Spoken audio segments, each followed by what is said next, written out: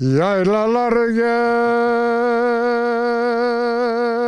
gezdim baharda yazda, çekilmiyor nazlar, sitemler fazla. Sazlara söylerim efkarı sözü, dostlara söylerim hitabı sözü. Koyun kuzu geliyor yoldan taraktan, baksam da göremem sizin uzaktan. Sazlara söylerim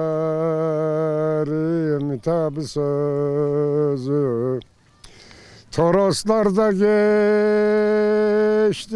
gençliğim benim, sevdasından olmadı yaylaların, geçtim benim. Pınarlarından kar suyu içtim benim. Toroslarda geçti gençliğim benim. Lale sümbül çiçek açmış süslenir, kurt kuzuyla şahin keklikle beslenir. Yörükler Toroslardan hoşlanır, Toroslarda geçti gençliğim benim. Akdeniz ovası Toroslardan beslenir,